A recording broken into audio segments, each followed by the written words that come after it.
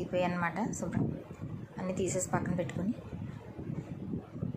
బాణీలో కొంచెం ఆయిల్ తీసేసుకోవాలి, ఎక్కువైపోతుంది అన్నమాట.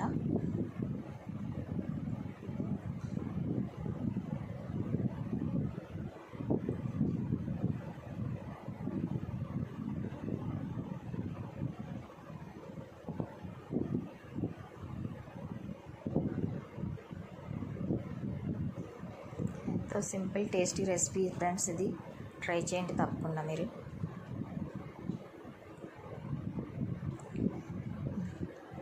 ఎగ్ వైట్ ఎల్లో కూడా కొంచెం ఒకసారి మిక్స్ చేసుకుని మనం స్టవ్ మీద దాంట్లో ఆయిల్ తీసేసుకుని బాణీలోది కొంచెం ఆయిల్ ఉంచుకుని ఆమ్లెట్లో వేసేసుకుని, ఇది మనకి ఇంకా రొయ్యలు ఉన్నాయి కదా ఇంకా కొన్ని, అవి దాంట్లో వేసేసుకుని తింటే ఇది కూడా చాలా బాగుంటుంది ఫ్రెండ్స్. 2 రకాలుగా వేసాను అనమాట నేను ఇది. ఆ రొయ్యలన్నీ దాంట్లో వేసేసుకుని దాంట్లో ఒక్కొక్కటి లైన్గా పెట్టుకుంటే బాగుంటుంది తిన్నది మనకి.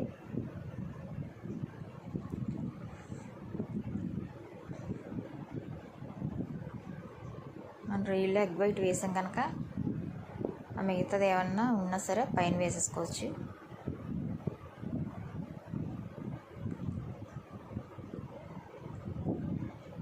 మొత్తం అంతా వేసేసి అనమాట. వేసేసి కొంచెం కొత్తిమీర తరుగు పైన వేసుకుని మంటను మీడియం ఫ్లేమ్లో పెట్టుకుని వేయించుకోవాలి ఫ్రెండ్స్. లోన్ అంతా వేగాలి కదా. ఒక 10 నిమిషాలు పట్టింది వేగనందుకు నాకు.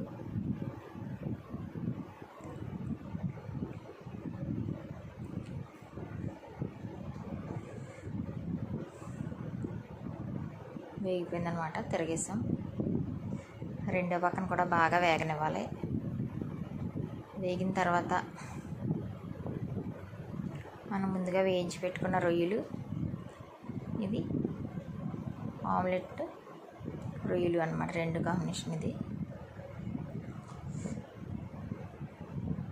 ముందుగా వేయించుకుని పక్కన పెట్టుకున్న రొయ్యలు, ఈ ఆమ్లెట్ని ఉల్లిపాయలు నిమ్మకాయతో సర్వ్ చేసుకుంటే ఎంతో టేస్టీగా రుచిగా ఉంటుంది ఫ్రెండ్స్. మీరు కూడా ట్రై చేసి మీకు ఎలా కుదిరిందో మాకు కామెంట్ చేయండి. Thank you for watching.